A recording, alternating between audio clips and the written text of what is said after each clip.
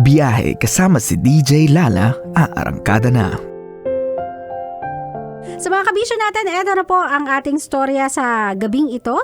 Ito ay pinadala sa atin sa ating Facebook page, DJ Lala Banderas. Ito po ang biyahe ng buhay ni Georgina.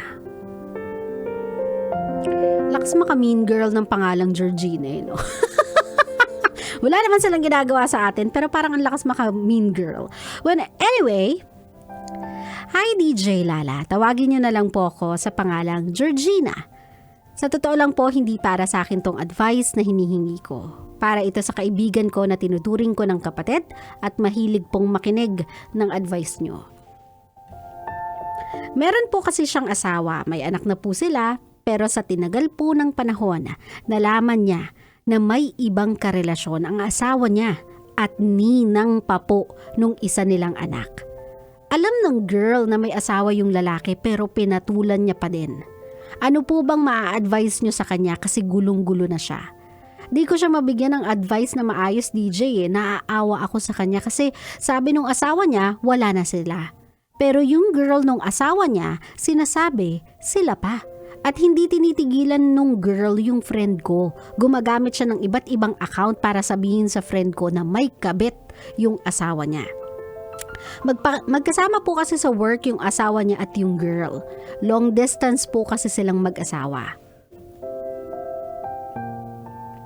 Rason po ba DJ ang long distance para mangganon sila ng tao?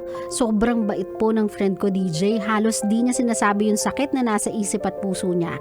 Umiiyak nga po siya kapag nag-a-advise kayo. Pinapakinggan po namin ng sabay ang mga advice nyo. Di ko akalain na darating sa punto na kakailanganin namin mismo ng advice mo. Pasensya na po kung nanghihimasok ako sa kanilang mag-asawa. Ayoko lang po siyang nakikitang lugmok at araw-araw na iyak dahil sa dami ng message sa kanya ng girl. Wala po kasi siyang lakas ng loob at iniisip niya ang anak niya kaya ayaw niyang masira ang pamilya niya kahit niloloko na siya. Ano po ba ang gagawin ko? More power to your show and thank you. Alam mo, you are a good friend.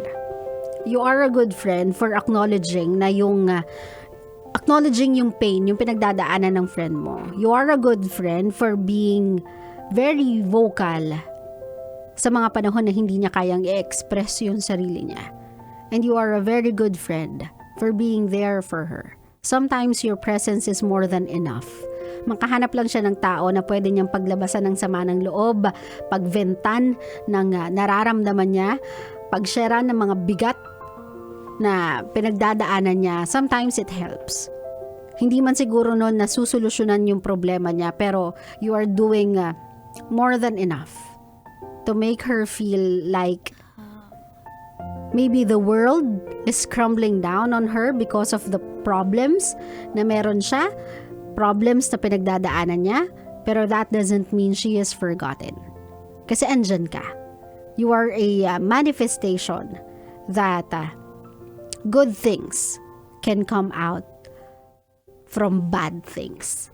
Ikaw yung nagpapaalala sa kanya na may maganda pa din sa mundo.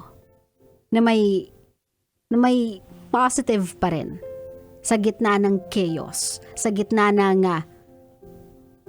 negativity. Meron pa ding ray of light. Well, anyway, as for your friend, my love, I do understand how scared you are. Leaving someone na, sabihin na natin, parte ng pundasyon ng pagkatao mo. He is more than just a partner to you. That I know is true. He is also the father of your children. Parang sabihin na natin, buong buhay mo, wala ka nang na-imagine makakasama mo kung hindi siya. Kasi nagsimula na kayo eh. Diba? Everybody is expecting na the moment you start a family with someone, yun na yun. That's the hint na this is going to be your forever. Pero my love, sadly there are times na hindi tayo pwedeng umasa sa vision ng forever. sa belief natin ng forever. Sa paniniwala natin na ito na yon habang buhay. Sometimes we need to stand our ground, to stand up on our own 2 feet. Matuto tayong maging independent. Huwag nating paikutin yung mundo natin sa isang tao lamang. Your kids need you. They need you to protect them from the toxicity na meron yung babae ng asawa mo. Though may mga kwento, my love, na nagpa-pan out positively yung pagiging patient nila. Kumbaga, nagkakaroon ng bunga yung pagiging matyaga nila, matiisin nila kasi bumabalik sa kanila yung asawa nila, and then that became a story of how unbreakable their love is. Kumbaga, nagiging what do you call this? Nagiging standard ka sa henerasyon ninyo of how a wife should be. Pero my love, that shouldn't be your life just because you want to be that standard. Hindi kita pwedeng sabihan ngayon na iwan mo, pakawalan mo, palayain mo na siya kasi I know you won't, my love. I know you'll just wait. I know na andyan ka pa rin sa moment na nagtitiis ka kasi iniisip mo na magbabago din to. Baka naman matapos na to. Baka naman makita niya na ako one day. Baka naman ma-appreciate niya ako one day. I know that. Because pinagdaanan ko yan eh. It's a different plot. Pero with the same feel. Yung nagtsatsaga ka sa isang tao even when everybody else is telling you to let go. And you have all the signs with you to let go. It's just that hindi mo siya mapakawalan kasi alam mo sa sarili mong you are not yet ready. Bumibigay ka, yes. Umiiyak ka, yes. Sumasakit yung ulo mo every single day, yes. Pero yung pagmamahal mo ayaw pang bumitaw eh. Nakakapit pa siya. So even if sabihin ko sa'yo na it's the smartest thing to do for yourself kasi that is not healthy, that is toxic, I know you won't let go. So ganito na lang, my love. Dito sa pinagdadaanan mo, I want you to surround yourself with people like you, your friend Georgina, na sumulat sa programa namin.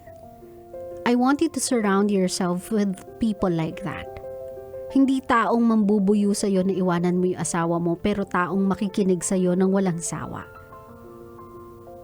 Then at night, I want you to go home. Hug your kids. Tell them you love them every single day. Spend every day, my love, not worrying kung may chat ba siya. Kung may text ba yung babae, kung tumatawag na naman ba siya sa'yo. Improve on yourself. Do things that will make you feel empowered. Do things that can make you feel beautiful, that can make you feel happy. Stop waking up every single day thinking about this girl. Binigyan na siya ng atensyon ng asawa mo, wag mo na ding igugol yung panahon mo sa kanya. Wag mong sayangin yung every single day. Para lang pansinin siya. Para lang tignan yung chat niya, yung text niya. Imaginein mo na lang, my love, this girl is so sad na wala siyang mapapatunguhan sa buhay niya, na wala siyang kakayahan para kumuha ng lalaking para sa kanya, na wala siyang kakayahan para sabihin sa asawa mong iwan mo na yung asawa mo, piliin mo ko kasi obviously she is not being chosen. Kasi what she has with her, what she have with her, my love, ay convenience. Walang love eh. Convenience lang ang meron sa kanya kasi yun yung malapit. Pero yung love, I don't know kung nasa iyo yun, my love. Pero one thing is for sure. He doesn't want to let you go just as much as you don't want to let him go. I'm not saying na patawarin mo siya agad-agad. I'm not saying na ilagay mo pa siya sa pedestal because hindi niya pinipili yung babae over you. I'm not saying that you forget. All I'm saying is, I don't want you to focus on them.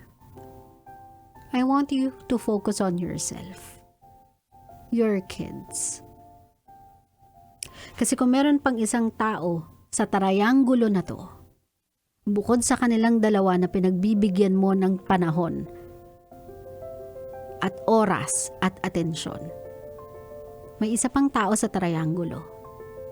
At ikaw yun. I want you to think about yourself.